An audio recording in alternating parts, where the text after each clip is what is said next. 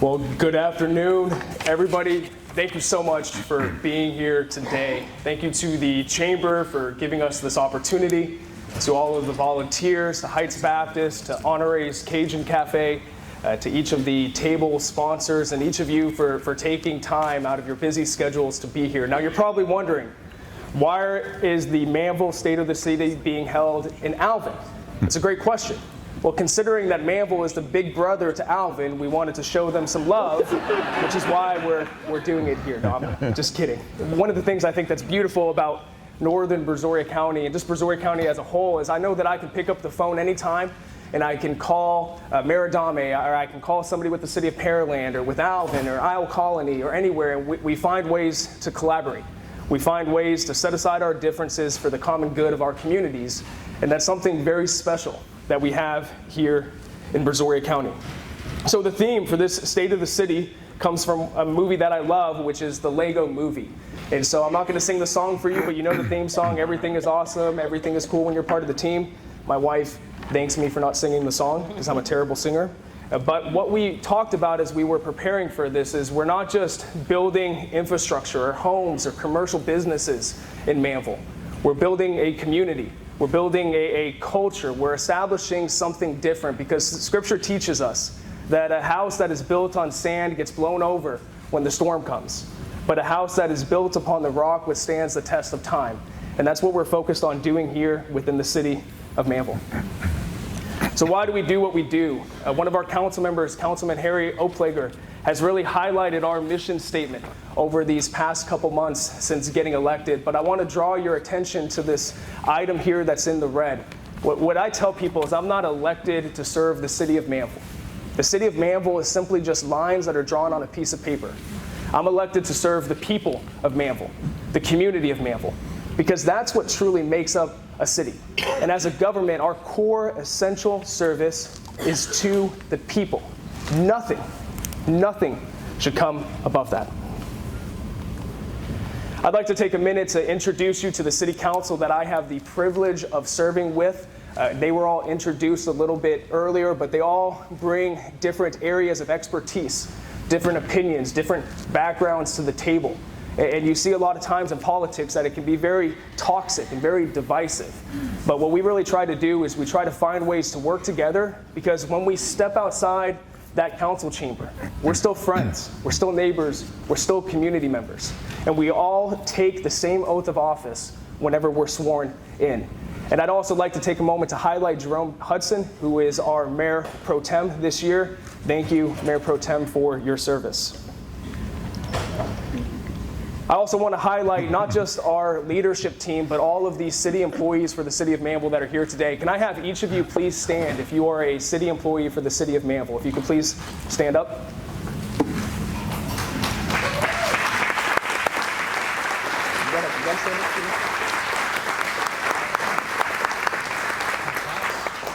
Thank you for being here. I've found that in government, many times when things go right, our city employees, our municipal employees do not get the recognition or the praise that they deserve, but when things go wrong, they're usually the first ones to blame. So I just wanted to take a moment to honor you, to thank you for all that you do for the people of Manvel. It's truly an honor to serve alongside each and every one of you. And I also want to take a moment to honor my wife, who's here with me today. I would not be the man that I am today, and I would not be able to do what I do without having you at my side. So thank you for what you do, not only for me, but for our family and for the entire community of Manvel. I love you. Yeah, there you go. Give her a round of applause. Give her a round of applause. So I am a data nerd. I love numbers, I love statistics, and I want to take a moment just to highlight some of those for you. It is the state of the city, so let's talk about what's happening.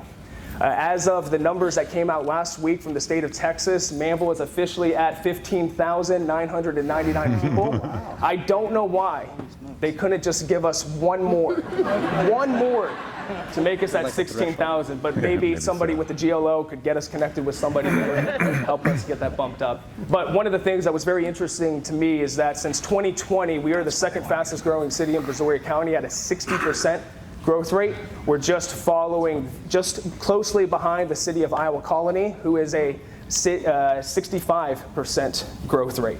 The other thing that's interesting to me is that our median age is 35.9 years. So Manvel was first established in the 1850s is when the Booth family came and settled in Manvel.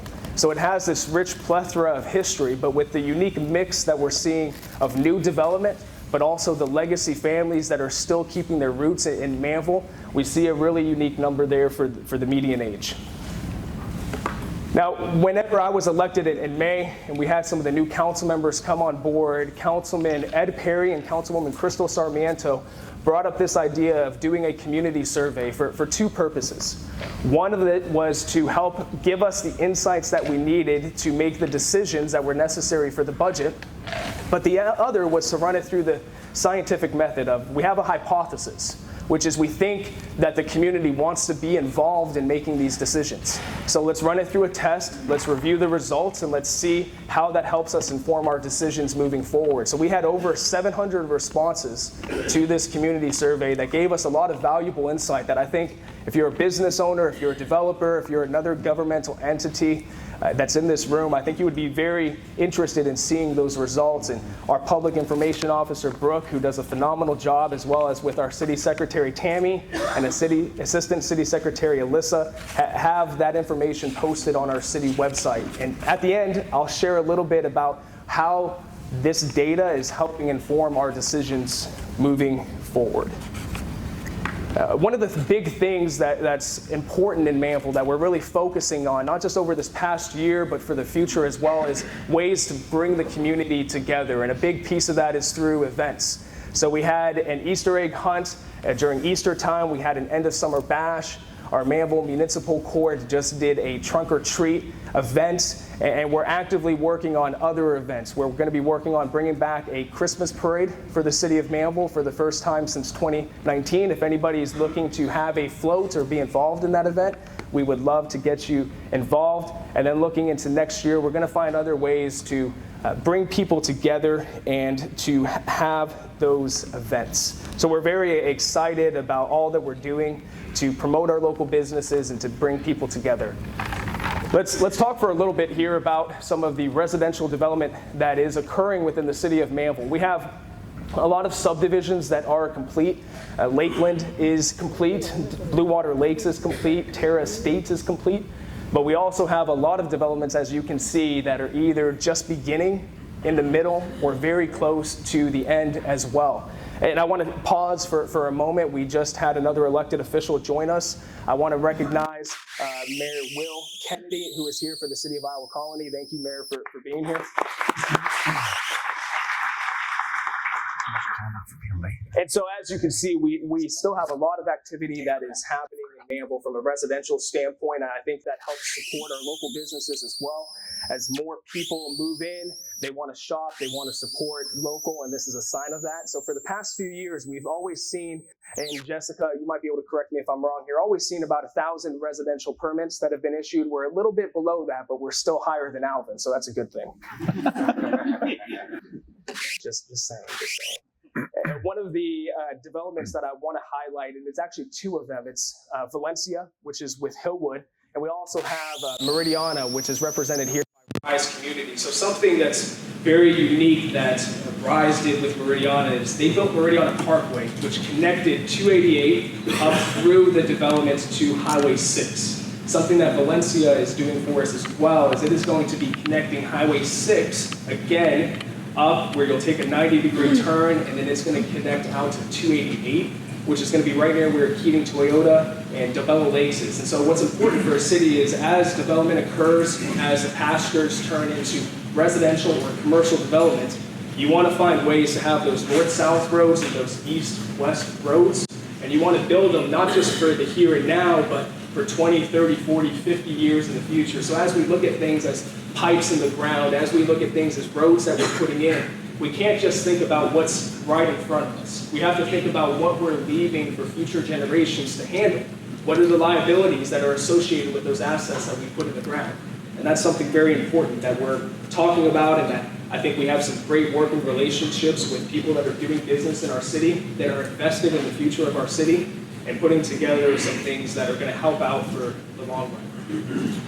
So let's talk about commercial growth here within the city of Manvel. Over the past year, we've continued to see a remarkable surge in commercial growth. We have 13 new commercial permits that were issued, and that's a great thing because it's not government that creates jobs. It's small local businesses that create jobs. It's government's job to support those local businesses. Because as we support those local businesses, they help support the community, and it's how we all join together and cast a bigger net for community service. But one special commercial business that I want to highlight is what is happening with Manvel Town Center. We not only have representatives for Weitzman that are here today, but we also have a lot of representatives for HEB that's here. That what I refer to as a mystical unicorn is finally here. It's something that was talked about for years and years and years, but nobody ever saw it happening. And it's finally open. And I'll be honest, I went there 4 times on opening day. We went at 5:30 in the morning with our kiddos. I went for lunch, for food. I went at 3, and then I went back at about 9 p.m. And I just sat there for an hour, just thinking about how everything that we're accomplishing today is because of the shoulders that we're standing on of the people who came before us. And when I saw people come in and out of HEB and bump into people like, oh, I haven't seen you forever. It's so great to see you. It's more than just property tax and sales tax. It's more than just produce that's being sold or more than just supplies that are being given out. It's bringing people together. It's connecting people. And that's something that's beautiful that not just HEB offers that, but all of our local businesses offer that. So we're excited for the partnership that we have with HEB and what we're going to do together in the future, and appreciate all the work that Weitzman has done to get us to this point as well. And speaking of these partnerships with developers, with businesses, I think one of the things that we really focused on over the past couple months is rebuilding and strengthening the partnerships and relationships that we have with other governmental entities. The reality is none of us can do life alone. We're meant to do life together. God destined that in the garden. He created Adam, realized that Adam couldn't do it alone, and so then he created Eve. And I believe that's the way that governmental entities are supposed to work as well. And one of the beautiful relationships that we have is with Alvin Independent School District. And we have Barbara Bennett Elementary that is going to be opening up. I believe it's next school year, if I'm correct. That will be the 4th elementary school in Manvel. And one of the things that personally that I've always appreciated about Alvin ISD is their forward thinking. They're ensuring that they're taking the steps today to not just have the physical infrastructure, but the human capital in order to prepare for what's to come. Not many school districts do that. Not many governmental entities think about what they're going to need 20, 30 years down the road. So we're really blessed to have the leaders that we do with Alvin ISD. And what I want to talk a little bit about now is Highway 6. Highway 6 is a corridor for us which we see as being a lot of commercial development in the future. Now, the challenges that we've experienced over time on Highway 6 is infrastructure, but we've also experienced drainage concerns. As Councilman Larry Avery can attest to, Highway 6, not only with it being a state emergency evacuation route, and also floods. Having Highway 6 and then just a little bit south, having the railroad tracks operates as a dam.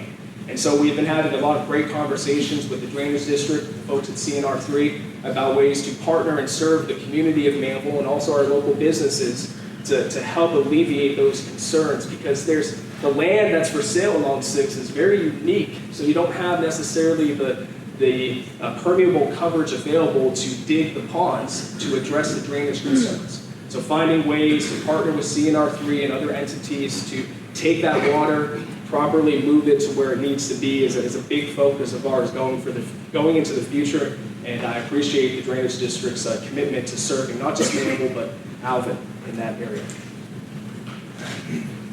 And speaking of how do we move water, how do we get it to where it needs to go, especially for Highway 6, the city had purchased a few years back 117 acres as a regional drainage facility. This is at the southwest corner of, 1128 and Jordan. And so we've always referred to it as the mouthful, 117-acre regional drainage facility. Well, that started us on the conversation. Let's start naming some of these facilities, because you'll never know where you're going if you don't remember where you've been. And so we wanted to name some of these facilities and parks after people who have played a significant role in the history of Manvel. So this drainage facility, we actually officially named it as Acre Lake, not just after Councilman Larry Acre, but also after his late wife, Sharon Acre, for the decades, decades of service that they have given to the community of Manvel. And all of you probably know former Mayor Dolores Martin. She is a living legend, and we named a facility that we have. It's a lake park area that's right off of County Road 58 after we named it the Dolores Martin Park. And then we also named a facility within Meridiana, a dedicated parkland in Meridiana after Buddy Williams, former council member, and that's now the Buddy Williams Park. And we're actually working on a facility naming policy in the future. One of the facilities we have coming up very soon is the police station, that I think we have a name in mind for that, but I don't know if we're ready to publicly announce that yet, and I don't want to embarrass anybody in particular. So moving on to the next slide. Talking about the police, we have the Teen Citizens Police Academy. This is something you a lot of times have, just the Citizens Police Academy that's more so geared towards adults. Well, as a way to connect and facilitate community and relationships, the police department started something actually for our teens. And it was a beautiful thing that they did, where not only did the teens get to see all that our police department does, but they also gained an appreciation and a respect for what they did. And hopefully it encouraged and inspired some of these teens to be the next generation of law enforcement officers. So thank you to the police department for putting that on. And then after this slide, we'll have our city manager, Dan Johnson, come up, and then I'll come up and wrap us up. But our municipal court actually does something that's very unique here in Brazoria County. We're always looking for partners and interested people that are willing to volunteer and help serve, but we have the Manvel Municipal Teen Court, where they try real cases before a real judge, but it's all run by teens. The defendants, the prosecutors, the jurors, the bailiff, everybody is a teen, so they can understand the way that the judicial system is supposed to work, which is not against people, but it's for people.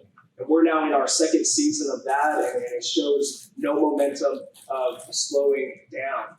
So what I'd like to do is have our city manager, Dan Johnson, come up, and I'm pleased to say that he is officially, as Mr. Bynum mentioned, as Russell mentioned, he is our city manager. He's held the title of intern since June, and we last night appointed him to the role, and we're very, very excited. One of the things I always say is, for our city employees, we will shout our successes from the rooftops. But at the same point in time, when we come short, when we fail, when we make mistakes, we can't shy away from those difficult conversations, but we have to find the opportunities in the midst of those.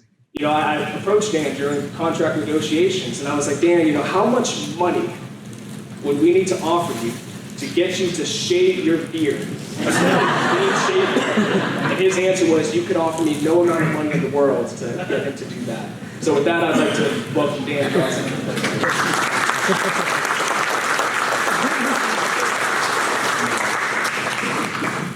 I'm sure there is an amount, but I don't know that that's correct for the taxpayers. I need to address a couple of things, because the mayor and I are confused for each other from time to time, and we do have some similarities. Number one, we're both named Dan. Okay, doesn't seem like that big a deal. Certainly not to me. On elementary school, there were 4 of us Danies. Back then, the mayor actually informed me he's the only Dan that he knows other than his dad. So anyway, we both share the same name.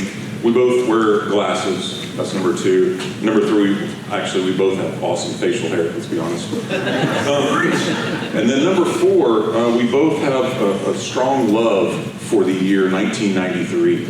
1993 was the year that I graduated Texas A&M. Thank you.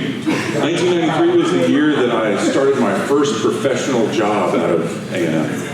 1993 was the first year that I bought a brand new vehicle. 1993 was a great year for me. 1993, the mayor was born. Good year. It's true. What I can tell you though, because in my mind I'm still a young professional. I realize that I'm not, but what I will tell you, if there are any fishermen in the house, then you know that there's a term called the thermocline. And the thermocline, if you ever go fishing in a lake and it's nice and warm at the top, you go in the summertime and it's warm up top, and then if you're tall and you reach down there's a spot, that thermocline, where you get the cold water. You know what I'm talking about? It gets colder, and there's that line that in the water is called the thermocline. Well, in the wintertime, it actually flips. Fairly quickly, it flips, and now the warm water is up at the top and the cold water is down at the bottom. Why do I tell you that? Because it happens pretty quickly. At some point, all you young professionals, at some point you're not the youngest one in the room anymore, and I don't know exactly how it happens, but it's a seasonal thing, and it will happen. But hey, the good news is we have folks of all ages, not only in the room, but working for the city of Manvel and working to make it a great place, because as the ladies put this together, everything is awesome in Manvel. All right, so that was my monologue. I told Russ I needed to plan my time out. So let's talk about some upcoming projects in Manvel. There's a lot going on, and I could talk for a long time, but I'm going to try not to. The first one, the biggest thing that we have going on right now is our police station. Yes, exactly. The police department is very, very important to the city, of course. You would not know that if you looked at the police station or the police station before that. Right now, it's sort of affectionately known as Trailers. Our chief trailer. We've got a bunch of, if anybody ever went to school back in the day and they had to bring in the podiums, at some point in time, not podiums, portables, portables. They had to bring in the portables. That's kind of what they're living in right now. It's not ideal, but we have plans designed. We've got a great plan. They're actually going to go, the new police station is about 45,000 square feet, and it's going to go right next to the existing police station. So it should be fairly easy for folks to find it. And what we're hoping is we should have a contractor here before too long and go to construction after the first of the year, probably realistically in March. So it's actually happening. It's going to happen. We have money set aside. We have a design. We just need a contractor and start turning dirt, right, Chief? Along the same lines, our Public Works facility. If you've ever, raise your hand if you've ever been to our Public Works facility. And you don't work for the city. Yeah, okay. So it's not a showcase place. It's functional. It's actually on a rental property, quite frankly. It's not an expensive rental, but it's not even on property that we own, and it's way on the other side of town, on the far south end. So we're actually we're constructing a new facility right next to the police station, just north of it on Masters on 1128. And what that's going to allow finally folks to do is when they want to come and talk about, hey, I've got a drainage concern, or hey, I need to pick up a new meter or whatever, they can actually interact with our Public Works department, which they've never been able to do before, unless you can find it. And I'm not putting a map up there, so you won't be able to find it. Okay, another one that's actually it's ongoing right now, the Gardens at Croy Park. So we really, truly only have one park in Manvel, and it's actually barely, but it's in our ETJ. It's just south of Pomona, just north of New Hope Church on Croy Parkway. And there's some really neat things going on out there. If you haven't been out there lately, go check it out. The playground equipment is brand new, and there's a great new walking trail. Our capital projects manager, Wale Taiwu, he sent me a video one day of his family, actually his little daughter, running on the new walking trail. And no joke, about an hour later, I got almost an identical video from the mayor. He was doing the same thing with his family. So there's a great little walking trail up there, and I encourage you to go check it out. The next one is our elevated storage tank. This is very exciting to me as an engineer. So we have a 1 million gallon storage tank that is coming up. It's going to be just north of the Toyota dealership on 288. And I think we're opening bids next week, right, Wale? So hopefully, perfectly, we'll have a contractor in place and then get started on that new, it will be our only, to date, water tank, elevated storage tank. So that's exciting. That'll help out with pressures, especially in the Del Bella Lakes area, Valencia, and whatnot. And then, let's see, did I do that right? There we go. And then the last one, I don't know if you can read that one, our water reclamation facility. This is basically a wastewater treatment plant. So we have a wastewater treatment plant now. It's very small and outdated. So we've got plans. We've spent the money with engineering, and now that one we just need the money for. And actually, we'll be talking to our council about that Monday. This is a project very near and dear to a few of our developers, Hillwood being one of them, because if we don't plan accordingly, I mean, that's really the moral to the story. If we don't plan accordingly, then development's not going to happen, right? So we need water for the homes and the businesses, and we need to treat that water once they've used the water. So A new wastewater treatment plant is in the works as well. So those are some upcoming projects. These are some things that have happened here recently. We changed the name, so it was Community Services, our Community Services Department. And for better or worse, our human resource manager, Chad, put this in my brain, I couldn't take it out. It was called Community Services, and he said, man, I keep imagining sorry Ray, I had to do it. Imagine everybody in orange vests, you know, picking up trash on the side of the road, that kind of community service. Oh, that was not the intention. So we renamed it. It's Public Works, like most every other city. So our Public Works Department, I'm going to start at the bottom just because that's the most exciting thing. We put the super and superiors. So they were able to get the designation of superior water, which is really a huge accomplishment. If you saw just 5 years ago, the city was getting love letters from TCEQ pretty much on a weekly basis. So those are no more. We're actually, you know, we've got great operators in place. We've got great staff in place, and our procedures are right now. So that's a good thing. At the top, I don't know if you can see that one, Manvel Town Center plant. So we've got a new water plant and a new wastewater plant on the west side of 288, and that's courtesy of Mud 42, Manvel Town Center. And so we are in the process of taking over both of those plants. And so the water plant is actually already tied back into the city's main water plant over by EC Mason. So that's a huge long run, if you can imagine, down Highway 6, but that helps supply water to HEB and, of course, McDonald's and Larry Whataburger. Yes, Whataburger is coming to Manvel Town Center. And there was much rejoicing from Larry Akery. Our SCADA program, all right, so Bobby would give me a hard time about this, but I'll just mention it. The SCADA program, so my example is this. If you ever see a lift station, and you might not even know what it is, but you've seen this little fenced-in area, and you see this little light on the top, and sometimes it's blinking. I don't know, that's probably bad. Why is it blinking? Sometimes it's blinking, sometimes it's not. It seems to be blinking after it rains a lot. You're right? Because there's something going on with that lift station.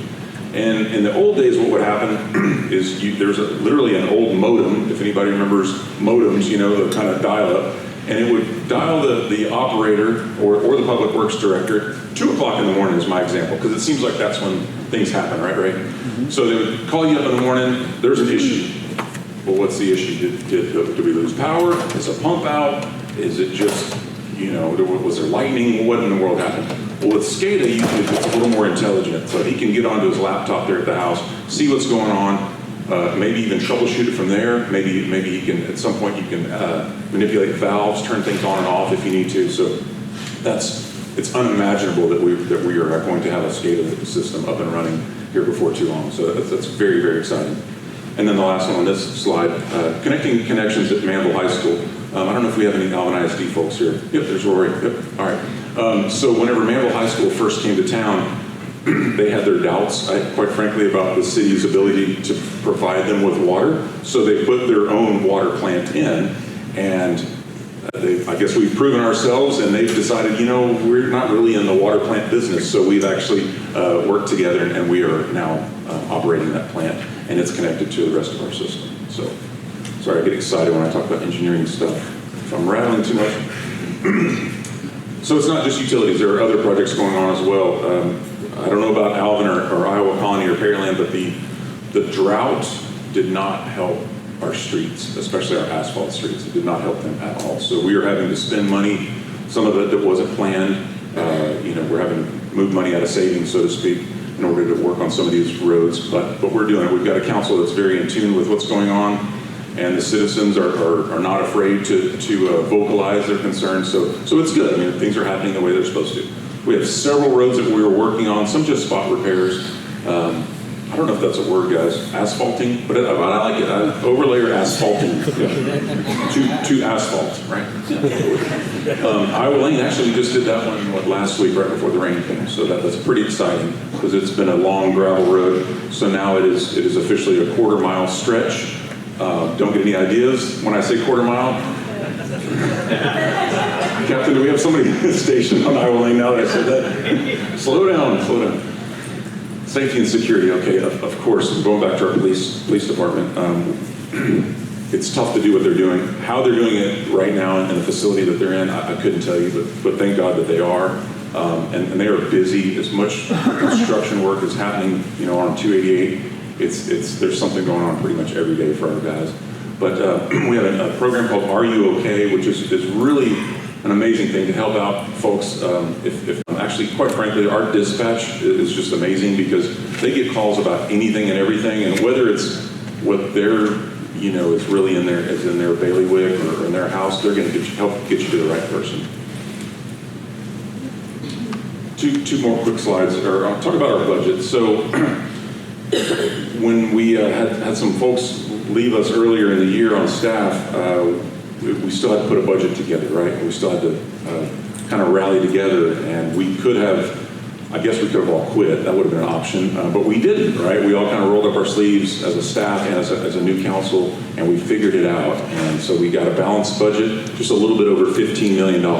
You can't read all these, but obviously a significant portion of our revenue comes from ad valorem taxes, and then another significant comes from licenses and permits. So without the new homes and new businesses, well, then that goes down, but so would our expenses. Because our biggest expense, of course, is our police department.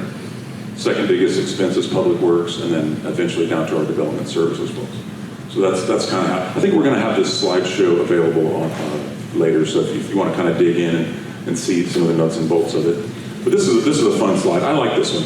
So these are the years down here, 1998. I didn't go back to 93, I guess I could have, but 1998, all the way up to this coming year, 2024. And what's neat about it, you see, these are our tax rates just for the city of Manvel. And you see all over the place. But what I want to draw your attention to is it started out in 1998 at 56 cents. We went as high as 75 cents at one point, stayed at 58 cents for many, many years. But this is the first year, so what is it, 25 years that we've been back down to 56 cents. So I think that's something to celebrate. It's not easy.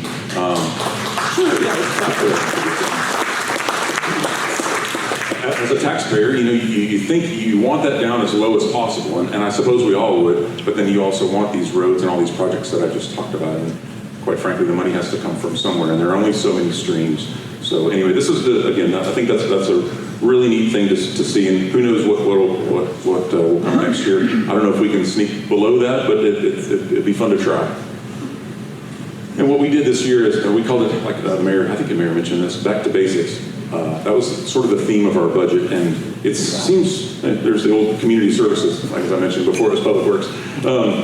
It seems so obvious, but we had not done this before, where our department heads came up and talked about their department, kind of what their department does, what their needs were for the coming year. And so it was good for the department head to sort of showcase what all they do. And it was good for our new council members because, hey, I'm brand new to council. What does development services do? What does the fire marshal do? What does IT do? So it was really good for everybody. And then we ended up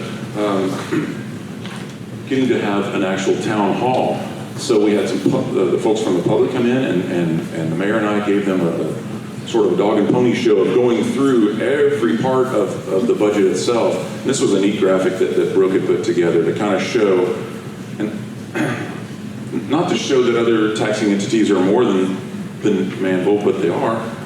We're not the highest, so whenever you pay your tax rate, or when you pay your taxes, there are several different components. It's the county and the ESD and the school district and ACC, and if you live in a place. So there are a lot of different things. So not that you can't be upset with the city, but we're not the only problem. I'm going to stop talking about that.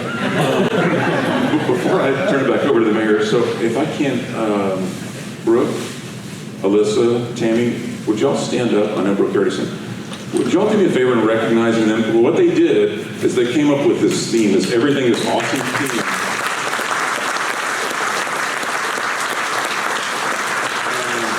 It's just fantastic. They worked for so many hours putting all the stuff together that's on our tables. I don't know if can I walk over here and hopefully I won't get feedback. If y'all check this out, you realize this is Legos. This entire thing is made out of Legos. Brooke, you and the mayor did pretty much all of that, right? How many pieces? Any ideas? Oh my God. Lots. Yeah. Lots of Lego pieces, right? So building piece by piece, little bit by little bit, whether you realize it or not, you're making a difference, right? It's, even though we're one person in a room of 200, the moral to the story is more than Alvin. 300, yeah, more than Alvin. Just more than Alvin, I think is the takeaway, right? So thank you all for your creativity and your hard work on it. We really appreciate it, honestly.